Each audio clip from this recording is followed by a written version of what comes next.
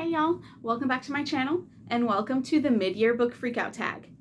It is 103 in San Antonio right now, so I just want to be home. I just want to be cozy. I don't want to be out in all that. So it's fine. All of this, it's fine.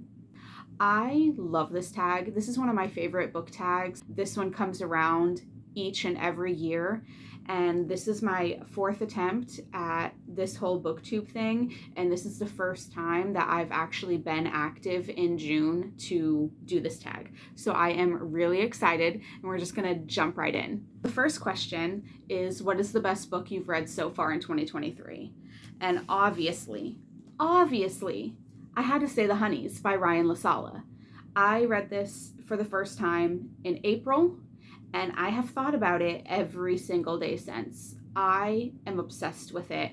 Beebs made me this little bee necklace, if you know, you know, and I wear it every day. I don't take it off. This book definitely lives in my head rent-free. It's going to be adapted, which is going to be amazing. I cannot wait, because the audiobook is phenomenal, but I'd like to listen along and annotate my way through the physical copy. Like, I want this to be dripping in highlighter. I want it to be tabbed. I want to put stickers in here. I want to color on the cover. Like, I want to do all the things to this book because I love it so much. Also, let me know down in the comments if you'd be interested in seeing a video. If you do, I can definitely do that. Just let me know down there if that's something you'd be interested in seeing. Number 2 is best sequel you've read so far in 2023. There could only be one. And I don't think anyone is surprised that it's Hellbent by Leigh Bardugo. This book is utter perfection. I am obsessed. I love it so much. And let me just tell you, 2 copies is not enough. I'm itching for that paperback to come out because I'm going to annotate the hell out of it, let me tell you. This is a sequel to Ninth House. Ninth House is equally amazing. I'm actually in the middle of a reread of Ninth House right now. I love this. I've read it twice now. I love it. I love it. I love it. This is one of those series where I never want it to end. I can read about Alex Stern and Darlington and Dawes until my dying day. Number 3, new release that you haven't read but you want to. I went with Junior High by Tegan and Sara because, hi, I love Tegan and Sara. I read their memoir, High School, last year, and I stayed up until like 2 a.m. I read it in one sitting. I loved it. And this is their middle grade graphic novel. But basically, if you slap Tegan and Sara's name on it, like, I'm gonna want in. I can't wait to read it. I think it's gonna be so cute, and I just love Tegan and Sara. Like, I just love them. Love them. Number 4 is most anticipated release for the second half of the year. I do have one anticipated release that I've been itching to read ever since finishing The Honeys, and that is Beholder by Ryan LaSala. And yes, I was lucky enough to get an ARC of this. It is like my new prized possession. I started reading this. I'm on page 98, and I had to put it down because these days I only have time to physically read before bed. And there is just something about the writing in this book and the things that are going on where, like, it fucks me up. And I can't read it before bed because it fucks me up. This has one of my favorite dedications that I've ever seen. This book isn't dedicated to you, Susan, but I know you'll read it one day. So I just wanted to let you know you still owe me the rest of my security deposit. Hope those books of yours are going well. Number 5 is biggest disappointment. Now, I have 2 answers. The first one is, of course, The Stolen Heir by Holly Black. So this was my first new release that I acquired for the new year. So, like, it was a moment, you know, new year, new me, new books. We're still fresh in it and just wanting to thrive and be the best that we can be. And this is what I was granted. I vlogged about this book, and I stand by everything that I said in that vlog. If you'd like to go back and check it out, I highly recommend. No one will convince me that this book is written by Holly Black. This book is not written by Holly Black. Like, you will not convince me otherwise. This is one of the worst pieces of literature I've had the displeasure to read. It's not an Elfham novel, and it's not written by Holly Black. There's no convincing me. I will not be convinced. And the second one, which is on a sadder note, because even though I love Holly Black and I love the Cruel Prince series, this disappointment was like truly disappointing. I vlogged about this one as well, and I do think I even stated like, wow, is this what disappointment feels like? And that's none other than Chain of Thorns by Cassandra Clare. Beebs was kind enough to get me this beautiful edition, but you know, it's just your standard beautiful book. I will be keeping it, but this was a 2-star read for me. I have never, in all of my years of reading Cassandra Clare and all of my numerous rereads, have never in my life given a Cassie Clare book lower than 3 stars. And especially because the other 2 books in this series were 5 stars. Like, this was the epic conclusion. Like, it should have been a guaranteed hit, especially with Cassie Clare's track record on finale books. Like, this should have been a win, and it was a 2. It makes me real sad. Number 6 is Biggest Surprise, and that is easily One Italian Summer. If you know me, hi, I'm the audiobook queen. I have a solid 45 hours a week that I dedicate to listening to audiobooks. I will just choose things that don't take up that much time. Just like, oh, okay, that audiobook is 7 hours. Cool, let me just try it out. And this was one of those books. But what really caught my eye is the audiobook is narrated by none other than our queen, Lauren Graham. Oh, narrated by Lauren Graham. I'll take it. I had no idea that I was going to give this 5 stars. No one is more surprised than I am. I loved it. I loved it so much. And it has like really low ratings on Goodreads, so like take all of this with a grain of salt. I know that I'm the unpopular opinion, but something about this just really works for me. Like, I cried at the end. Like, it was a whole thing. It was a whole experience. I will say I tried to read this author's other book and I hated it. Hated it. I don't think I'll be picking anything else up. Like, this is all I need. This is all I need. I love it. Thank you, Lauren Graham. Number 7 is new favorite author, and that's either a new debut author or an author that's new to you. Lucy A. Snyder. She wrote Sister, Maiden, Monster. And I loved this. This is another 5-star read for me. It's got a bookmark in it because Beebs is reading it right now, and I'm so happy she's reading it. I found that my sweet spot in fiction is for it to be absolutely disgusting descriptions of like body horror, nastiness, like all the thing, like ugh, like I want to be making that face. But if you can do that and also have me laughing, like that's my shit. Like that's my favorite. That is my favorite, and that's what this book is. Like, from start to finish, that is this. So Lucy, please, dear, publish more books because I will read them all. I love her.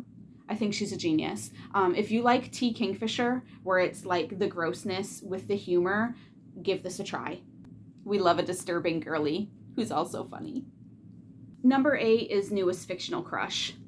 I don't crush. So what I did for this question is I chose like my favorite person in one of the romantic relationships that I read about, if that makes sense. I do not have a crush on him, but I love him as the romantic interest in the book. Like, that was as close as I was going to get to a fictional crush. And that is none other than Wyatt from The Feeling of Falling in Love. I loved this book, but I especially loved Wyatt. If you love cinnamon rolls, Wyatt is for you. Like, he is the gooeyest cinnamon roll. Like, he is the cinnamoniest of cinnamon rolls. I adore him. He is just so sweet. He listens to Haley Williams. Like, nothing else was needed for me, but I think about him constantly, which is funny because I don't really think so much about Neil, which is the other half of the couple. In all honesty, I had to Google his name while I was figuring out characters to choose, because I couldn't remember his name. I remember Wyatt, but I don't remember Neil. Number 9 is newest favorite character. So this one was tricky because like at this point in the year, I'm almost 170 books in. So like shit is getting hazy for me. I felt like I had to go with Gideon from the Locked Tomb series. I love her. She's ridiculous. She's funny. She's gay. Like all the things. And just seeing her throughout this series just brought me great joy.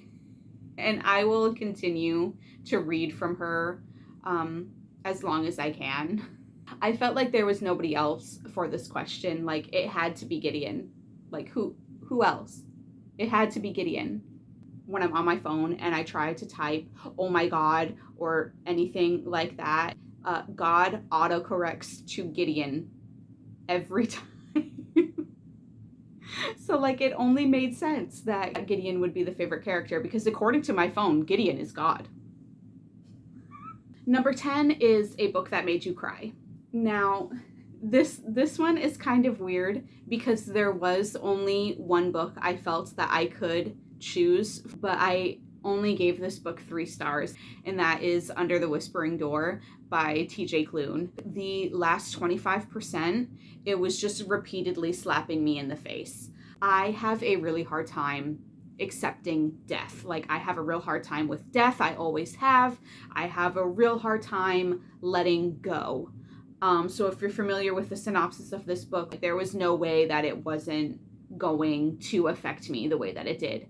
But I was listening to this audiobook while I was at work, and it got so bad that I had to go to the bathroom while I was listening. I had to go into the bathroom and sob. The book wasn't fabulous, and I honestly probably wouldn't recommend it, but the last 25% of it really had me going. 11 is a book that made you happy.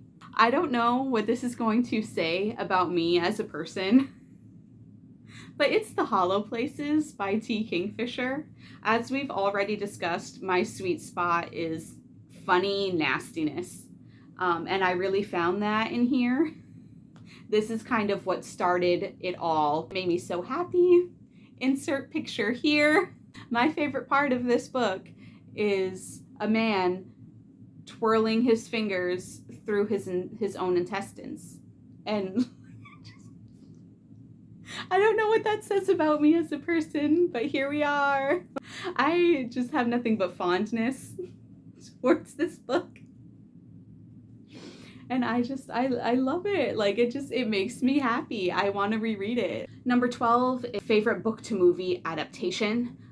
This one was tricky for me. I really hate these book to adaptation questions. I hate them. I feel like I never really have appropriate answers because as we know, I typically hate popular books and those are the ones getting adapted. So I don't really have anything to choose from. The book and the show that I'm going to talk about are both like severely dated, but it is the only thing that I could find out of what I've read this year.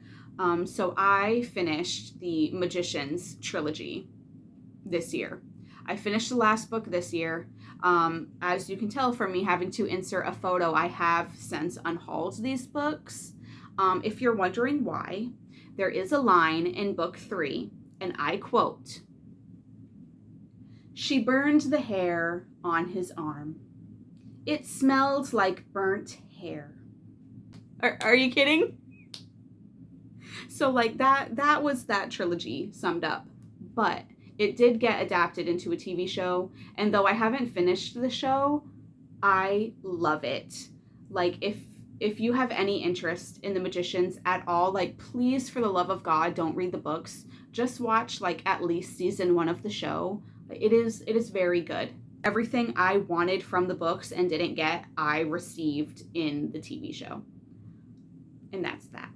13 is your favorite review or favorite video that you've posted so far this year. I've got a 2-for-1 because my favorite videos that I have on my channel are my 5-word review videos. I really enjoy making them. Y'all really seem to enjoy watching them, which makes me so happy. Number 14 is most beautiful book you've acquired in 2023. Now, I am not a special editions girly. I unhaul books like nobody's business, like weekly. I unhaul books weekly. So I just don't bother spending the money on special editions, waiting for them to get to me. Like, that's not really my thing. Just because it's so rare that I'm going to come across a book that I really love that one even has a special edition, or two, like, I'm gonna want to own it. Like, this is probably not gonna be like the typical thing you're gonna see for this question from other people, but I think the most beautiful book that I've acquired this year is Over My Dead Body. Now, I do love this cover, but the art style in here is what makes this book beautiful. Like, I am obsessed. I think it's like one of the most gorgeous graphic novels I've read in a long time, and that is beautiful enough for me. Like, it doesn't need to have like a fabulous foiled, sprayed edged exterior, but like it makes up for it on the inside. Like, it is gorgeous. So this is my most beautiful book. 15, what books need reading before the end of the year? My physical TBR stays around a steady 100 books. So all of those need reading. If you want to see the comprehensive list, I have a list on my Goodreads if you're interested in what those books specifically are. But that wraps up the mid-year book freakout tag. I was so happy that I was able to finally participate in this. Go me. Please give this video a like, because I was really excited to make this video. So give it a like. Talk to me down in the comments about all the things. I want to know all the things. And please subscribe if you haven't already. I am so close to 100. I can taste it. So that's it for me today, guys. I'll see you in the next one. Bye.